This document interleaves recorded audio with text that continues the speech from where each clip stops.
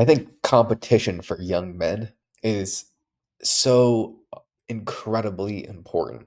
I myself am ridiculously competitive. One of my buddies right now that I'm going to be living with in Colombia, he just finished a 3-day fast. He's been getting absolutely jacked and getting down to pretty low single digit body fat, just getting shredded. So I'm like, shoot, I got to get on my grind. Same thing with pickleball. A few of my buddies are super, super good at pickleball. They're playing literally 8 hours a day. I need to get better. Same thing with work and money and every single thing in my life. When I surround myself with people that are better than me, I want to get better because I want to keep up and I want to exceed. And I want to do better than them. Not for the sake of, oh, I'm better than you. It's more so that the competitive aspect of anything. For me, that drives me to be better in every aspect of my life. And it actually makes us both better. If you have two people who are training to run faster, if you guys are training together, you guys are going to force yourself to push yourselves harder. That's just the way it works. When you are surrounded by high testosterone men that want to kick ass in life, it makes you want to kick ass in life, which is why it's so important why you're the average of the people that you hang out with. So anything that I do, I try and make sure I'm the worst. I'm the poorest person that I hang out with because I'm hanging around with incredibly rich people all the time. I'm the worst pickleball player. I'm the least fit. I'm eat the worst. I always try and be the worst at everything. Therefore, the only way I can do is get better for them to still want to hang out with me. And I'm ridiculously sick right now. I got off a 16 and a half hour flight. I went from Buenos Aires back to Phoenix. I am dead. Because I was super motivated to get back, I did some work and then I went to the gym for about an hour and a half. Then I went to go play pickleball for like 5, 6 hours. I I'm just gonna be focused on work tomorrow. Well, I am going on a hike at 6 a.m. with another buddy.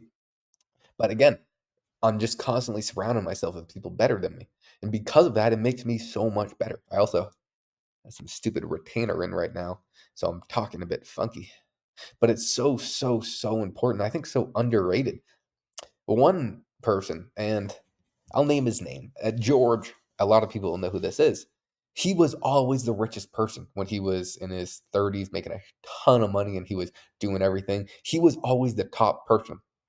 He was hanging around with some pro athletes and some other people, but for the most part, he was the top of the average that he was hanging out with, which is why I think he made a ton of money, enough to retire. But compared to someone like Ken, who is worth 100 times more money, it's not just about money, but I think because Ken was constantly surrounded by people so much better than him at all times, it forced him to get a lot better. Because when you're talking to people on the same level as you want to get better so you guys can continuously grow together.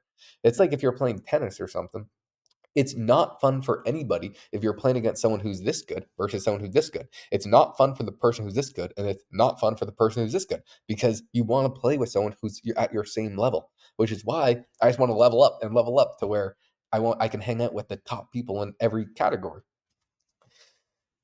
and that's the competitive aspect. I mean, it might not work for the good all the time. Today, I destroyed my body because my buddy PJ, he's getting jacked right now. Like, shoot, I gotta get on my ground. And after a 16-hour flight, I worked out for another probably 9 hours today because I got in at 9 a.m. Then I worked out until now, which is 8 p.m. I'm drained and exhausted, and I'm hiking at 6 a.m. So I got to wake up at 5. But that's what I enjoy doing, pushing myself to the limits. And then I really am going to be spending tomorrow trying to sort through the details on how I'm going to really increase my income and grow my business. And I'm drawing a lot of blanks, but I'm also not putting in the time and effort. The number one thing when I need to solve something, it's getting out into the wilderness and just getting off technology and really trying to figure it out. So I think the hike will help, and then coming back and just reflecting on what I need to do.